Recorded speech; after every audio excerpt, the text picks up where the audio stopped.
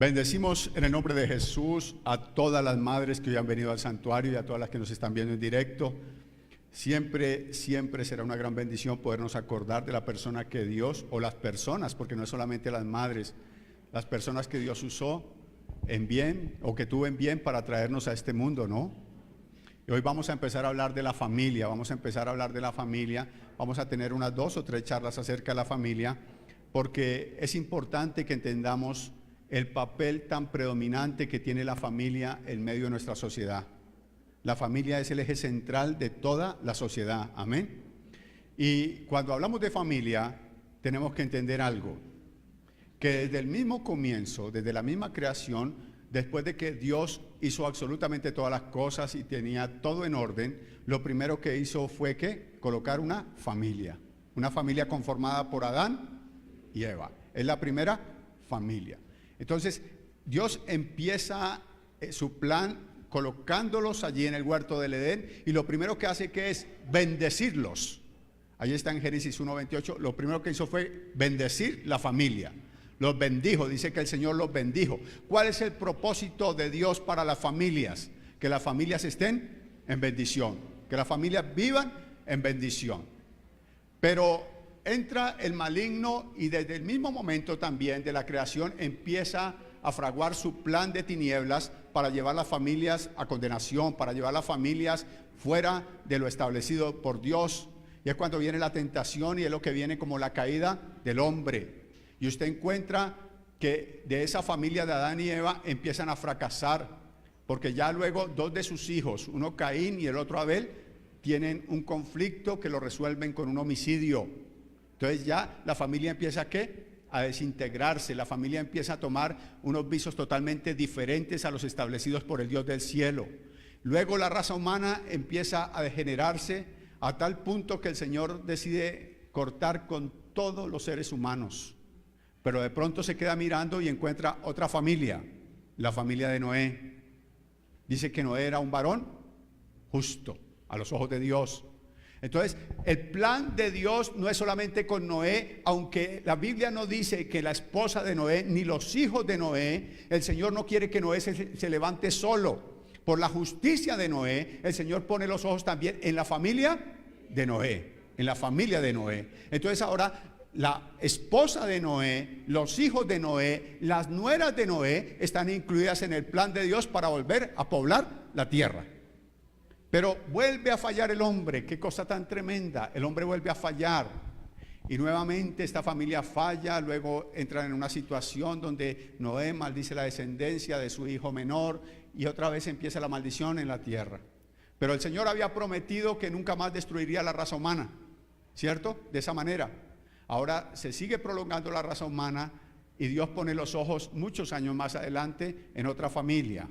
La familia de Abraham. Ahora Dios levanta a Abraham, pero el plan no es solamente con Abraham, sino con una familia. La situación es que la esposa de Abraham es estéril. Y aunque ellos dos conforman una familia, el Señor quiere que tengan una descendencia. Y da una palabra que está en Génesis, pero la vamos a leer en el libro de Hechos de los Apóstoles. Está en Hechos 3:25. Vosotros sois los hijos de los profetas y del pacto que Dios hizo con nuestros padres, diciendo a Abraham: en tu simiente serán benditas todas las familias de la tierra. Quiero repetir la última parte. Diciendo a Abraham: en tu simiente serán benditas todas las familias de la tierra. Por favor, incline su cabeza, vamos a orar. Padre, en el nombre del Hijo de Dios, te damos gracias, Señor. Y pedimos, Señor, que esta palabra no solamente traiga vida hoy para nosotros, sino para nuestros hogares, para nuestras familias.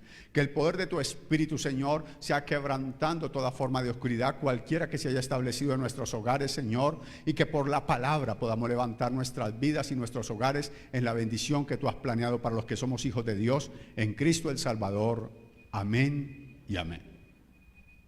Entonces, encontramos que el plan de Dios no ha tenido ningún tipo de modificación. Ahora, después de tantos años, el Señor está hablando a Abraham y le está diciendo exactamente lo mismo. Por su simiente serán benditas todas las familias de la tierra. ¿Qué es lo que quiere Dios? Bendecir las familias, bendecir los hogares, bendecirlos. Y tener una familia en bendición no quiere decir que tenga que tener exactamente todo el oro del mundo ni todas las riquezas, porque hay muchas familias que lo tienen absolutamente todo, pero son infelices. La mejor bendición o la única bendición que puede haber realmente para una familia es que tengan a Dios como su Señor y Salvador en medio de casa. Y sigue usted mirando por la historia, después de Abraham empiezan a haber una cantidad de tropiezos y el Señor siempre buscando qué hacer, reagrupar la familia, levantar la familia. Uno de los casos más críticos que encontramos es el libro de Job, no sé si usted lo ha leído. Se dice que Job es mucho antes de Abraham. Y Job tiene una familia bonita, él tiene 10 hijos, tiene su esposa y todo, pero Satanás de alguna manera entra allí a hacer un papel, ¿cómo se llama? Un papel casi de inquisidor, de maldad, para causar de alguna manera un daño sobre la familia. Y el Señor le permite tocar la familia de Job. Entonces, en un solo día, perdió Job 10 hijos. Y le queda solamente su esposa. Le queda solamente su esposa. Cuando le queda solamente su esposa está muy herida y su esposa profiere una palabra: maldice a Dios y muérete. ¿Sí? Es una mujer dolida, otro día vamos a tocar el asunto. Sin embargo, el Señor, después de procesar a Job, ¿qué es lo que hace? Restaurar su familia. Y le vuelve a dar otra vez 10 hijos. Y dice que unas hijas mucho más hermosas. Restauró la familia. ¿Y con quién? Con la misma esposa. No la cambió. Con la misma esposa le volvió a levantar. Porque el plan de Dios siempre es que restaurar las familias. Restaurar la familia, restaurar las familias. De hecho, que hay una promesa muy conocida, que seguramente usted ha orado sobre ella, está en Hechos 16:31. ¿La ha leído? Cree en el Señor Jesucristo y serás salvo tú y tu casa. Serás salvo tú y tu casa. ¿Cuál es el plan de Dios? El plan de Dios es que la luz llegue a nuestra familia por uno de los miembros. De pronto usted tendría que hacer memoria y ver quién de su casa fue el primero que llegó a Jesús. ¿Quién de su casa fue el primero que se atrevió a dar este paso de fe? ¿Sí? Algunos dicen, yo fui el primero. Otros dirán, no, primero llegó papá o tal vez llegó alguien. Pero siempre hubo un primero. Y después de ese primero empieza a generarse una cadena de bendición. Una cadena que traerá luz a todo el hogar. En algunos hogares se demora un poco más, en algunos un poco menos. Pero vamos a mirar hoy por qué causa o por qué situaciones a veces no se cumple la promesa exactamente sobre nuestros hogares. Lo cierto del caso es que el plan de Dios hasta el día de hoy no ha cambiado. Hoy Dios quiere tener hogares en bendición, hogares que estén bajo la cobertura del Rey. Pero encontramos que Satanás tampoco ha cambiado. Y así como logró afectar el primer hogar que colocó Dios en la tierra, así sigue afectando en los hogares. Y encontramos cómo son afectadas hoy las familias. Son afectadas por una sociedad corrupta. Nuestros hogares son afectados por todas las formas que usted se imagina, o las que usted conoce y las que ni siquiera se imagina también. Hoy encontramos hogares que se destruyen por el homosexualismo, ¿no? Resultó que después de tener tantos años viviendo con la mujer, ahora resultó dándose beso con otro bigotón. Dicen, no, es que eso es normal, es que es nuestro libre derecho. Es que sí, podrán ponerlo en la sociedad como quiera que sea, pero eso no está aprobado por Dios, jamás está aprobado por Dios. Las mujeres exactamente lo mismo. Entonces hoy la mujer, recuerdo a una mujer que atendí y un hogar que traté durante muchos años, lo traté y estaban ya al parecer bien, y qué día me sorprendió en el Facebook viéndola y la mujer mandándole a otra mujer tremendas notas románticas. Y dije, ¿qué pasó con ese hogar? No, se enamoró de otra mujer. Y así, la infidelidad, los vicios. ¿Cuántos hogares destruidos por el alcohol, por las drogas, por la pornografía? ¿Cuántos hogares destruidos por la violencia? ¿Cuántos hogares destruidos por tantas cosas, hermano? Y cada día encontramos más y más decadencia. La situación es que si nosotros llegamos al Señor, hoy tenemos que tomar medidas claras y concisas con respecto a ¿qué? A nuestra familia, con respecto a nuestra familia. Tenemos que entender que el diablo va a procurar siempre acabar nuestra familia y nosotros tenemos que estar ahí, a la vanguardia. Tenemos que estar peleando ahí. Miren lo que dice Génesis 17:9. Génesis 17:9.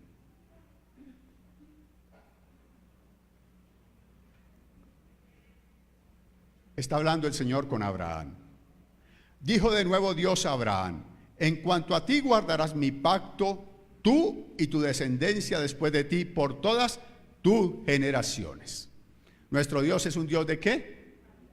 De generaciones. Tenemos un Dios de generaciones. Tenemos un Dios que tiene un plan con un individuo, pero no tiene un plan con un individuo. Tiene plan con todo ¿qué? Con su casa y con su descendencia. Con su casa y con su descendencia. Nosotros hoy no solamente podemos cambiar el rumbo de nuestras vidas, el rumbo de nuestra familia, sino el rumbo de aquellos que aún no conocemos. ¿Sabía usted? Si usted tiene hijos, el rumbo de sus hijos puede ser cambiado a través de su fe. Si no los tiene, los tendrá, y cuando los tenga, esos hijos van a ser ¿qué? Bendición de esos nietos, de esos bisnietos, de esos tataranietos. Ah, pastor, ¿será que los conozco? No importa si los conoces o no. Un día ellos hablarán de ti, hablarán de un hombre, de una mujer que se atrevió a ¿qué? A llevar la luz a su casa, y por esa luz serán benditas ¿quiénes? Las generaciones, porque nosotros no tenemos el pacto de Abraham, nosotros tenemos un pacto mayor, el pacto del Hijo de Dios, la nueva alianza, que es mucho más poderoso que el pacto de Abraham. Pero ese Dios que bendice generaciones también es un Dios que castiga ¿qué? Generaciones. Vamos a mirar una cita en el libro del Éxodo, por favor. En el libro del Éxodo 25 dice: no te inclinarás a ellas ni las honrarás, porque yo soy Jehová tu Dios, fuerte, celoso, que visito la maldad de los padres sobre los hijos hasta la tercera y cuarta generación de los que me aborrecen. Ahí es donde está uno de los graves problemas. Ahí está donde está una de las situaciones terribles que pasan en nuestra vida. Porque nosotros llegamos a Jesús y creemos que inmediatamente nuestra casa va a ser iluminada por la gloria de Dios. Pero Satanás no está perdiendo el tiempo. Satanás de alguna manera está buscando ¿qué? Mantenernos ahí en la oscuridad donde nos ha mantenido durante muchas generaciones. Tenemos que mirar hacia atrás y encontrar que muchos de los problemas que hoy nos acontecen en el presente son problemas que vienen de generaciones, que vienen de cosas pasadas, de nuestros antepasados. Es que no es sino mirar tal vez al abuelo o a la tatarabuela, si tuvo la intención de conocerlo, y mirar lo que ellos hacían y cómo de una manera descarada desafiaban a Dios. Pastor, pero no lo conocían. Sí, no lo conocían, pero ¿quién les enseñó? Si nadie les enseñó que había un Dios que hizo los cielos y la tierra, ¿quién les enseñó a adorar el sol? ¿Quién les enseñó a adorar el campo? ¿Quién les enseñó a adorar una mata, un árbol? Hubo alguien que les enseñó, ¿cierto? Simplemente la Escritura dice que pudieron haber conocido a Dios a través de la naturaleza, pero ellos decidieron honrar la naturaleza, mas no a Dios, mas no a Dios. ¿Sabe cuántos de nuestros antepasados practicaron el oscurantismo? ¿Cuántos de nosotros ofrecieron sacrificios? ¿Cuántos de nuestros padres un día practicaron brujería, hechicería? ¿Lo sabe? Seguramente no lo sabe. Seguramente yo tampoco lo sé. Pero sabe una cosa, hay alguien que lo sabe. Y se llama el Espíritu Santo de Dios. La Biblia me dice que desde la misma fundación de la tierra, desde antes, cuando la tierra estaba desordenada y vacía, el Espíritu de Dios se movía sobre la faz de las aguas. Él ha conocido nuestras generaciones. Él ha conocido realmente las cosas que han venido pesando sobre nuestras vidas. Él sabe realmente lo que fueron ellos. Y cuando se trata del Espíritu Santo, la Escritura dice en el Evangelio de Juan, quiero que mire esta cita por favor, está en el Evangelio de Juan 14:26. Dice que el Espíritu nos enseñará todas las cosas. ¿El Espíritu qué hará? Mire, más el Consolador, el Espíritu Santo, a quien el Padre me enviará en mi nombre, Él os enseñará todas las cosas y os recordará todo lo que os he dicho. Mire, aquí es donde empezamos a desenrollar este asunto. Uno no puede mirar hacia atrás para juzgar a sus antepasados. Yo les he enseñado siempre, nosotros no somos jueces de absolutamente nadie. Nosotros no estamos llamados ni a señalar ni a condenar a nadie. Pero sí tenemos que indagar y mirar qué cosas son las que estuvieron antes de nosotros. Porque si el Señor dice que castigará el pecado de generación en generación, yo tengo que romper con esa cadena de maldición. Porque a través de esas cadenas de maldición vienen diseños diabólicos, diseños que se van dando generación tras generación y que afectan nuestras vidas. Y no solamente afectan nuestras vidas, sino que afectarán también la vida de ¿quién? De nuestros hijos y de nuestra descendencia. Se lo explico. Entonces resulta que este hombre fue infiel, tuvo 2, 3 mujeres y con ellas tuvo varios hijos, ¿cierto? Luego vino y sus hijos empezaron a caer en un problema de ¿qué? de infidelidad, de laxivia, de esto, y se viene generando, y se viene generando, y se viene generando, y el diablo simplemente cambia la generación, y él toma el mismo diseño, no tiene otro, el mismo diseño, y como tiene la autoridad de la cadena de maldición, vuelve y lo coloca otra vez sobre la familia y lo establece como cierto. Y ese diseño permanece ahí hasta llevar el hogar al fracaso. Luego esos hijos que salen de ese matrimonio vuelven otra vez a cargar el peso de ¿qué? Del adulterio, de la laxivia, y así sigue de generación en generación. Así ocurre con la brujería, así ocurre con el espiritismo, así ocurre con la ruina. ¿Sabía usted? Familias arruinadas generación tras generación, y se levanta esta, y viven siempre arrastrados, siempre en una situación precaria, y no se dan cuenta que son diseños que el enemigo trae de generación en generación, porque no se han roto cadenas de iniquidad, porque no se han roto cadenas de maldición. Pero ahí es donde entra Cristo, ahí es donde entra el Señor a jugar un papel predeterminante en nuestras vidas. Si Dios por su misericordia permite que nosotros hayamos conocido esta verdad, no es simplemente, óigame bien, no es simplemente para decir que somos hijos de Dios. Primero, ya se lo he dicho muchas veces y se lo repetiré todas las veces que sea necesario, es para que seamos ¿qué? Salvos en el nombre de Jesús.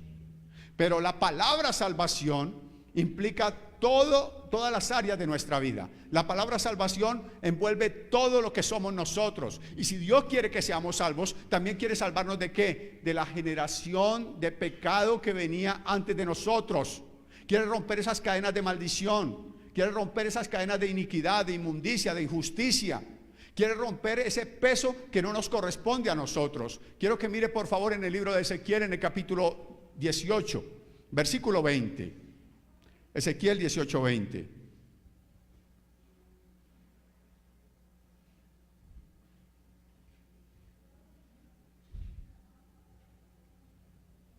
Dice: el alma que pecare, esa morirá. El hijo no llevará el pecado del padre, ni el padre llevará el pecado del hijo. La justicia del justo será sobre él, y la impiedad del impío será sobre él. Ahí es donde empezamos nosotros a mirar las cosas de una manera diferente. Si usted mira en el mismo Ezequiel 18, vamos a mirar el versículo 1 y el 2. Vino a mí palabra de Jehová diciendo: ¿qué pensáis vosotros los que usáis este refrán sobre la tierra de Israel que dice: los padres comieron las uvas agrias y los dientes de los hijos tienen la dentera? ¿Por qué ellos decían eso? Porque ellos conocían al Dios que castiga generaciones. Entonces, se suscita que cuando venía un mal sobre alguien, ellos siempre decían: yo estoy cargando el pecado ¿de quién? De mis antepasados. O sea, ellos lo primero que hacían era esquivarse y decir: estoy cargando el pecado de mis antepasados. De hecho, que esa creencia sigue en la cultura hebrea a tal punto de que el Señor, creo que se encuentran un día, creo que es un ciego, no recuerdo exactamente qué es, y sus discípulos le preguntan: ¿quién pecó? ¿Este o sus padres? ¿A qué se estaban refiriendo ellos? A algo generacional. Ellos sabían que las situaciones de las generaciones afectaban el presente de los seres humanos. Nosotros también debemos tener eso muy claro. Ahora, ¿qué es lo que está diciendo Ezequiel? Ese dicho de estar diciendo: estoy cargando los pecados de mis antepasados, tiene que ser quitado. No podemos escondernos en eso.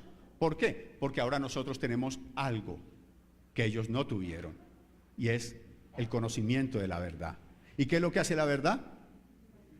La verdad nos hace libres.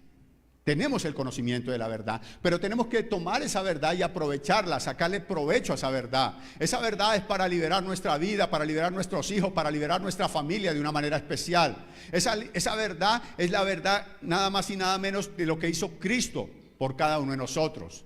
Ahora, cuando Cristo llega a nuestra vida, entienda que hay un decreto de muerte sobre nosotros. Es lo que dice Colosenses capítulo 2, que había un decreto, un acta de decretos que nos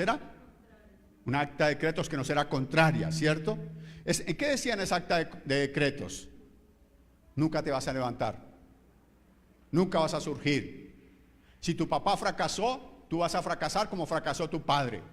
Si el hogar de tus padres fracasó, si tu papá tuvo amante, tu mamá tuvo amante, así van a ser tus padres. y así van a ser tus hijos, y ese es el acta de los decretos. Pero esa acta de decretos es anulada por el sacrificio de Jesús. Cuando nosotros llegamos a los pies de Cristo, automáticamente, por nuestro arrepentimiento y nuestra convicción de dejar el pecado, nuestro pecado es quitado. Y es cuando tenemos que proceder ¿a qué? A mirar hacia atrás. No para lamentarnos, a mirar hacia atrás para romper lo que tengamos que romper de nuestros antepasados. No importa cuánto podamos querer a nuestro padre, a nuestra madre, a nuestro abuelo, a nuestra abuela, tenemos que renunciar a todo pasado de maldición. Tenemos que renunciar a todo pasado de iniquidad, de mentira, de engaño que haya pesado sobre ellos. Tenemos que sacarlo de nuestra vida. Porque ¿qué es lo que dice Satanás? Quiero que mire por favor segundo libro de Reyes. Esto lo enseñé cuando enseñé guerra espiritual. Primer libro de Reyes, capítulo 20, versículos 2 y 3. Primer libro de Reyes. A ver si lo encuentro. 20, 2 y 3. Dice: y envió mensajeros a la ciudad, a Acab, rey de Israel, diciendo: así ha dicho Ben-Hadad, tu plata y tu oro son míos, y tus mujeres y tus hijos hermosos son.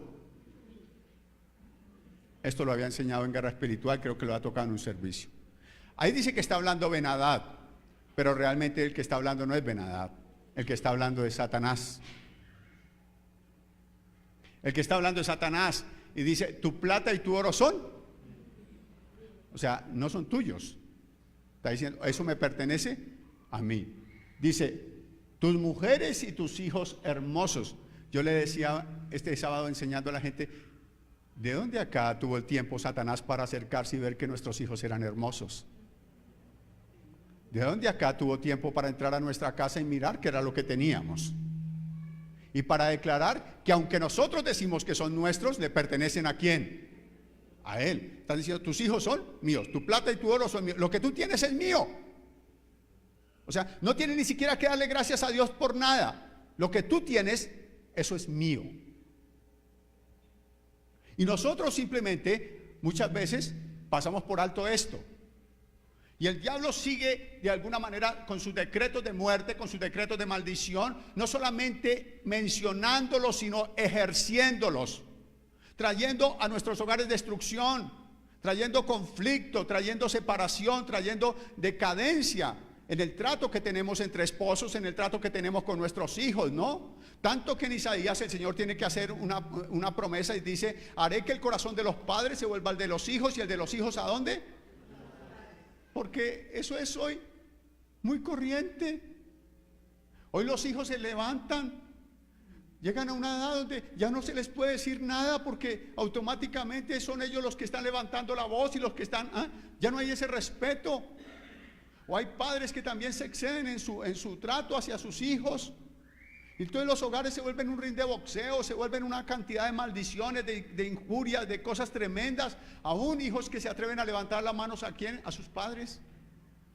Y eso lo vamos a ver más adelante, si lo alcanzamos a ver hoy o lo vemos en 8 días. Eso, lo único que está generando, ¿qué es? Descomposición en la casa y maldiciones en la familia. Maldiciones. ¿Y quién está detrás de eso? Satanás está diciendo: ese hogar no es de Cristo, ese hogar es mío, ese hogar me pertenece. Y usted dice: padre, pero yo creí en ti, tu palabra dice que si yo creo en ti mi casa será salva. Ahora tenemos que tomar medidas. ¿Y cuáles son las medidas? Tenemos que pararnos ante esa maldad, tenemos que pararnos ante esa palabra de maldición, y tenemos que empezar, como les decía ahorita, con el Espíritu Santo a decirle: Señor, muéstrame las cosas que son de mis antepasados. Revélame, Señor, lo que es necesario que yo sepa para que las maldiciones generacionales sean quebrantadas en mi familia. No son solamente esas, hay maldiciones de ira. Hay personas que viven con la ira a toda hora, ¿no? Y mandan a volar a todo, y vienen ahí ejerciendo. Pero es que yo no quiero ser así. Y a usted le puede parecer raro, y yo le creo: no quiere ser así. Pero hay algo que está ejerciendo, ¿qué? Un control. Y Satanás sigue diciendo: todo lo que tienes es mío. Y vamos a ver, y si realmente no hemos roto esas cadenas de iniquidad, tiene razón. Y mientras sea de Él, nada va a prosperar. Mientras todo sea de Él, nada se va a levantar, porque Él va a ejercer el control, Él va a hacer las cosas que sabe hacer, y lo que Él sabe hacer es robar, matar y destruir. Acuérdese de eso: robar, matar y destruir. ¿Qué tenemos que hacer pues? Ir de rodillas delante del Señor. Pedirle a Dios que nos muestre qué cosas están afectando nuestro presente por causa de lo que hicieron nuestra familia en el pasado. Yo creo que esto lo había contado y por favor discúlpeme que lo repita. Pero estando aquí en este lugar, en un ayuno que hicimos, yo bajé a orar, recuerdo que me postré acá y le dije, Señor, muéstrame qué me está afectando. Y me mostró a mi abuelo. ¿Se acuerda que les había comentado el asunto de mi abuelo? Yo no conocía, lo vi una vez vi a mi abuelo paterno, una vez lo vi. Iba en un caballo y yo creo que apenas me miró así, siguió. Lo que me morena así como, ese es su abuelo y se acabó.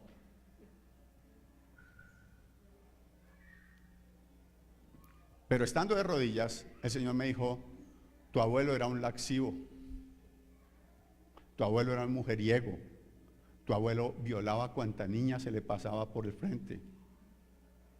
¿Se imagina la cantidad de cosas inmundas que hizo? Y mi padre no es que fuera que echaba virtudes, mi papá era feíto, con el respeto de mi mamá. Mi mamá era una mona chusca, pero mi papá era feíto, yo no sé qué le dio. No, pero mi papá sí era feíto, ¿verdad? ¿Ah? Gracias al Señor salía mi mamá. Modestia aparte.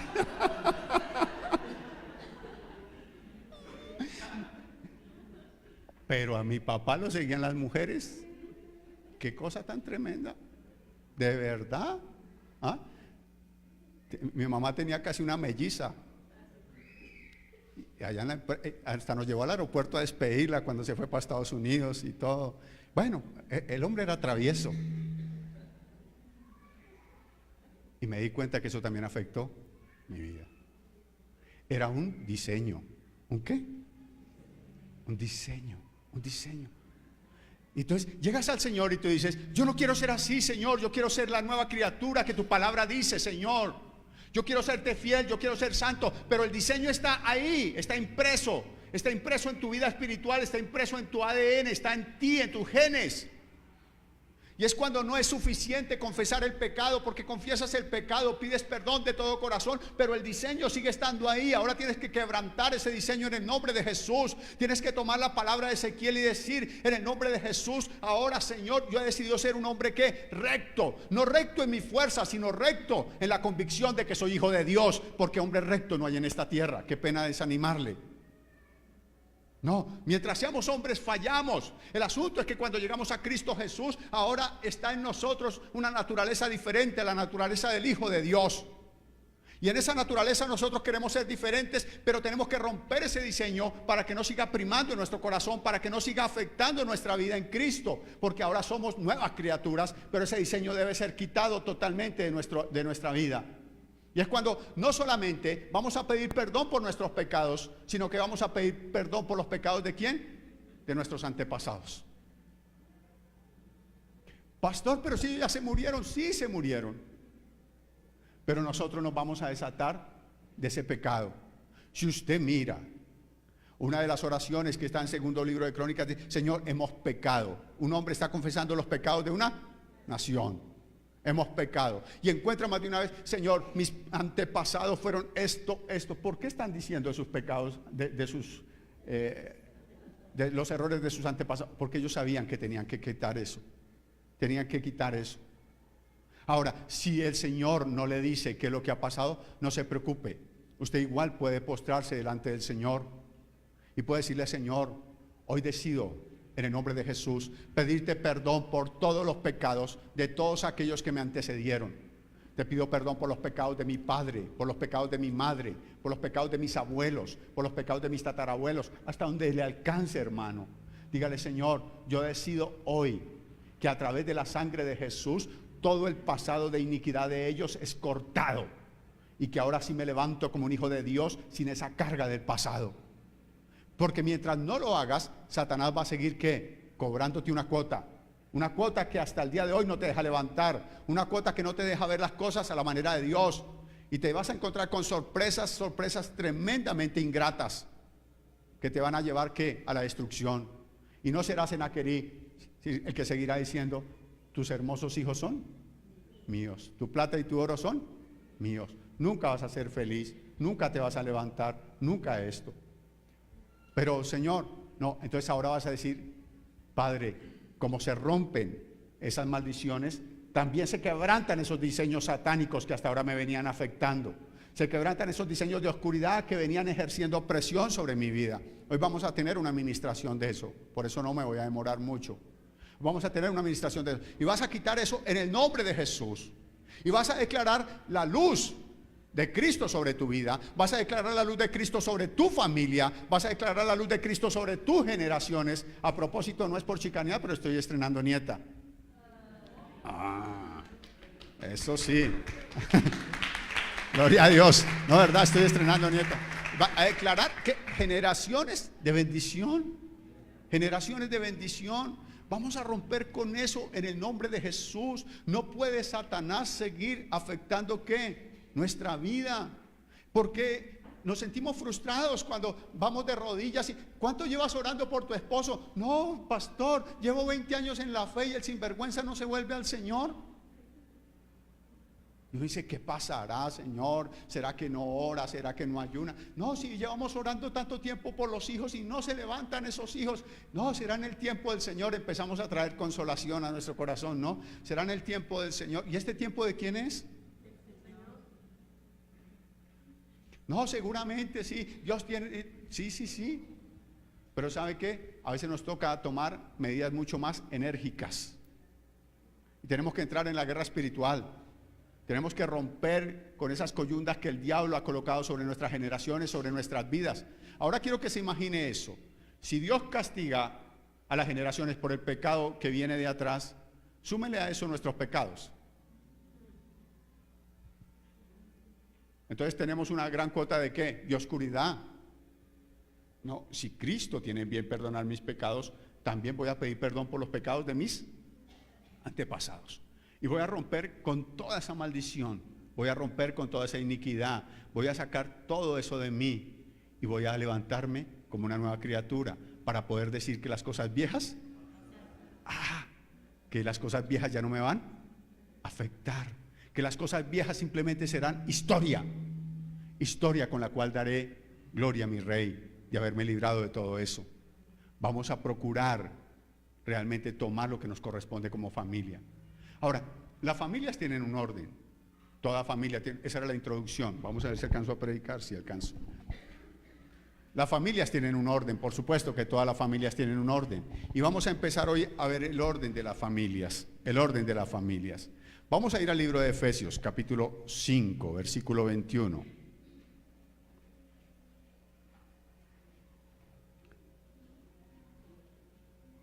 Efesios 5, 21. ¿Cómo es que debe estar una familia realmente en bendición? ¿Cuál es el orden de una familia en bendición? Empieza diciendo, someteos unos a otros en el temor de Dios. ¿Por dónde empieza todo? Por el temor a Dios. Por el temor a Dios. Cuando no hay temor de Dios, no hay nada. Cuando no hay temor de Dios, todo se echa por la borda. Yo no sé, creo que era esta mañana, ¿está John? Sí, ahí está John. Yo le decía, John, pagaba sacar un estudio de todas las bendiciones que hay para los que están en el temor de Dios. Usted encuentra cantidad de bendiciones para los que temen a Dios. Y aquí empieza, el orden de la familia empieza por el temor a Dios. Entonces por eso dice, cree en el Señor Jesucristo y serás salvo tú y tu casa. Ahora, en ese hogar donde todo era patas arriba, hay una persona que teme a Dios. Una sola persona que teme a Dios. Esa sola persona que teme a Dios puede empezar a abrir ¿qué? Brecha. No es peleando con el resto de la familia. No es allá en una confrontación, no. Esa persona va a abrir brecha bajo ese temor que tiene en su corazón para que su familia también pueda conocer la luz y aborrecer las obras que ellos tienen. Uno de los problemas que tenemos con la conversión de la familia es que nosotros somos dados a pleitear con nuestra propia familia. Queremos traer al hijo de una oreja y que se convierta. Queremos traer al esposo de un riñón y que ese sea aquí el que... No. Nosotros no cambiamos a nadie, parta de eso. Nosotros cambiamos, ¿quiénes? Nosotros damos testimonio de la luz, nosotros. Cuando andamos bajo el temor de Dios, empezamos a marcar diferencias en nuestra casa. Entonces se dan cuenta que ahora ya no escuchamos la misma música que antes escuchábamos. Se dan cuenta que antes teníamos horarios que eran perversamente contrarios a la palabra del Señor, llegando a la madrugada, ebrios y todo, y que ahora somos personas que cuando llegamos tarde y amanecidos llegamos porque estábamos en una vigilia, ¿cierto? Empiezan a ver que las cosas son diferentes en cada uno de nosotros, que las cosas son totalmente diferentes. ¿Estamos dando qué? Testimonio. Y no les estamos diciendo, ay, si ve cómo he cambiado. No, no es eso, es que ellos se van a dar cuenta que hay alguien en el temor de Dios. Todo empieza en el temor de Dios. Cuando la familia entra toda en el temor de Dios, entonces dice, someteos unos. Ese sometimiento viene en unidad, donde nadie es más que nadie, sino que todos viven en una sola causa, Cristo Jesús. No importa si es papá, no importa si es mamá, no importa si es el hijo, todos viven en esa comunión, en esa intimidad, y ahí es donde vamos a lograr. Luego empieza a establecerse el orden, y el orden viene de esta manera: las casadas estén sujetas a sus propios maridos como al Señor. Las hermanas dicen amén.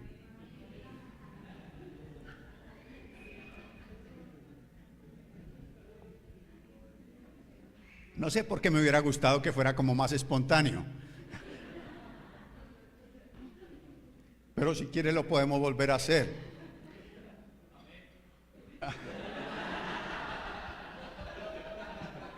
Gracias por la colaboración. Las casadas estén sujetas a sus propios maridos como al Señor. Si hay algo que debe quedar bien claro, es que el hombre fue llamado a ser la cabeza del hogar, la cabeza de la familia. Mis queridas hermanas, lo lamento mucho. Usted que tiene esos pensamientos ahí aferrados al feminismo, ese no es el orden de Dios. Nunca será el orden de Dios. Pastor, es que la Biblia es machista. No, no es la Biblia. El hombre fue creado ¿para qué? Para establecer gobierno. El hombre fue creado para establecer autoridad en la casa.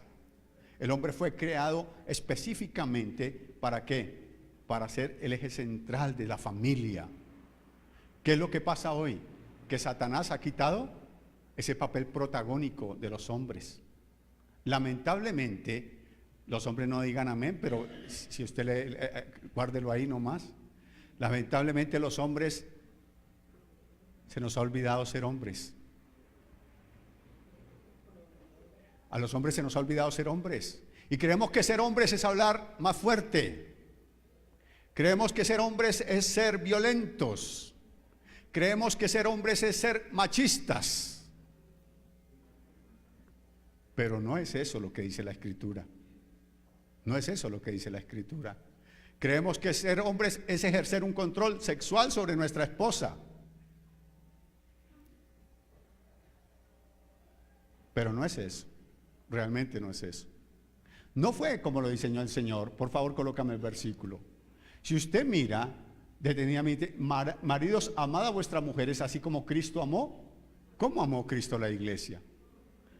Dice más adelante que se entregó por ella. Que se entregó por ella.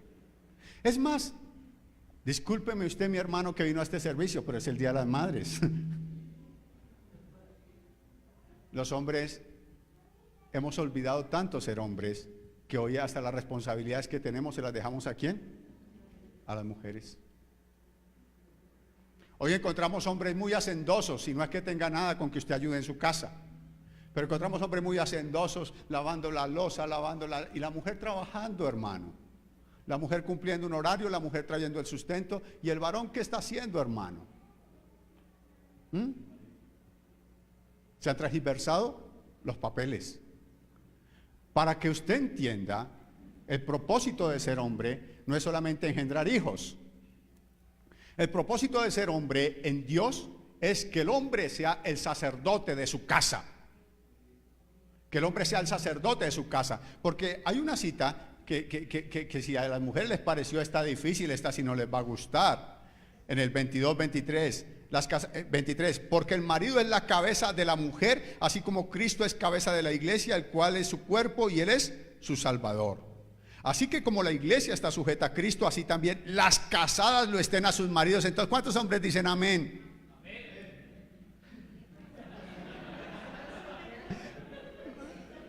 A sus maridos, o sea, y muchos toman ese versículo, que las casadas estén sujetas a sus maridos, ¿en qué? En todo es todo. Esta noche hay sacrificio. En luna nueva hay sacrificio. Pero es que la Biblia dice, el pastor enseñó que tiene que estar ¿qué? En todo. Sí. El asunto es que para que la mujer se someta en todo, el hombre debe aprender a ser el sacerdote de su casa.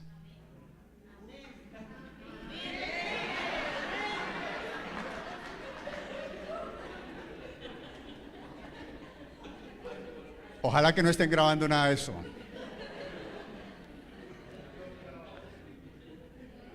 El sacerdote de su casa. ¿Y sabe cuál es, lamentablemente, la forma en medio de las iglesias? Las mujeres son las que siempre llevan la delantera espiritualmente. La mayoría son las mujeres las que están buscando, las que están orando, las que están ayunando, las que están allí. Y el hombre, cuando tienen bien, simplemente viene el domingo a la iglesia.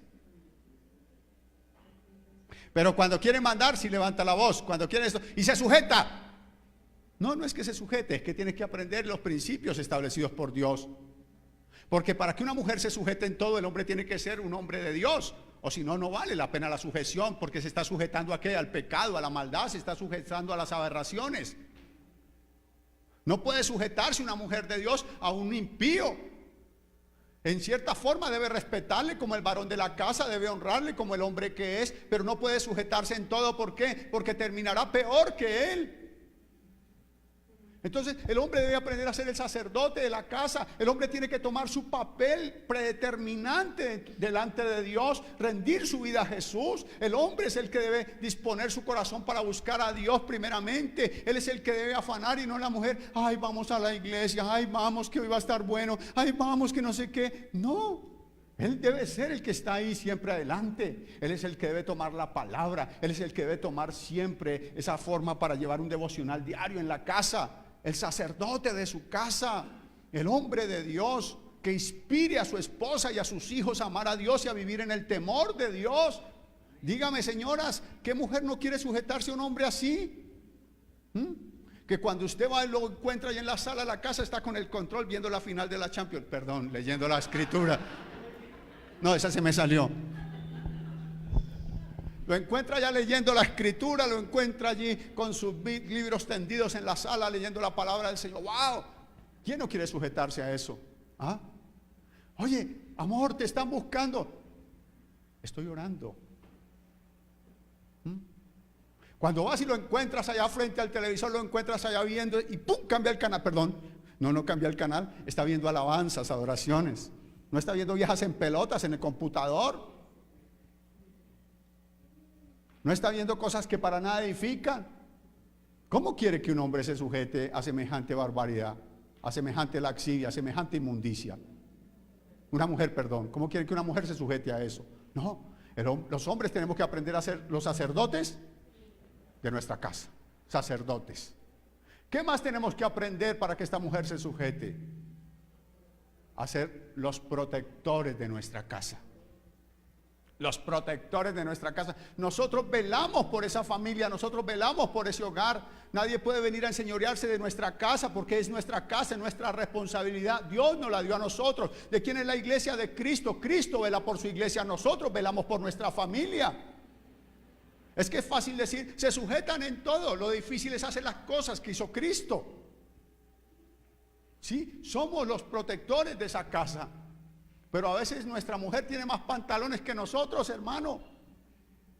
Ella es la que está mirando a ver cómo consigue el préstamo. Esta es la que está mirando a ver cómo soluciona esto. Es la que está mirando a ver cómo hace lo otro y cómo lo otro. Y nosotros somos los varones de la casa. ¿Varones de qué, hermano?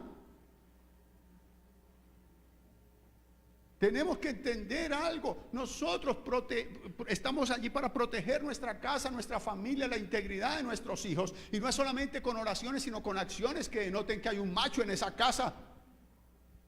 Ay, llegó el señor, el que le estamos debiendo. Vaya, mi hija, dígale cualquier cosa. Qué varonzote, ¿no? Vaya, dígale, no se mire a ver qué le dice. ¿Quién es el varón? ¿Quién es el protector? ¿Usted? Eso se lo he contado muchas veces. Yo iba a sacaba fiado de un señor que se llama Lirio. Todavía me dan cólicos acordarme de Lirio. Cuando lo veo pasar por frente de mi casa, porque todavía pasa por frente de mi casa, todavía pienso que le debo. Sí, a veces lo veo y quiero esconderme. Digo, ay, no, ya no le estoy debiendo. Entonces, sacábamos el mercado, ¿cómo se llama? Anticipado, ya cuando pagábamos y sacábamos el de la otra quincena, ¿me hago entender? Entonces, cuando llegaba a cobrar, vaya a mirar qué le dice, dígale que no lo voy a robar, que yo le pago algún día, pero yo no salía. Proteger nuestra casa, velar por la integridad de nuestros hijos, velar por la integridad de esa esposa, velar por la integridad de nuestra familia. El hombre no solamente es sacerdote y protector, el hombre es proveedor. ¿Qué es proveedor? Esto duele, hombres. El que se mete la mano ¿a dónde? Al bolsillo. Y se lo digo, señores, de verdad, con mucha vergüenza en mi cara, que cuando una mujer empieza a tomar las riendas de la economía de la casa, ella es la que resulta engrosando la voz y hablando más duro. Y usted no tiene casi derecho a decirle ¿qué? Nada, porque ella es la que está llevando el pan, el sustento. No es que la mujer no ayude, pero no es la obligación de ella. ¿De quién es la obligación? De nosotros. Pero usted muy preocupado a las 10 de la mañana porque no lo han llamado a trabajar. Muy preocupado allá en su casa viendo televisión, haciendo muchas cosas, y ella laborando desde temprano. No, usted es el que tiene que llevar el pan a la casa, hermano. Hoy encontramos una generación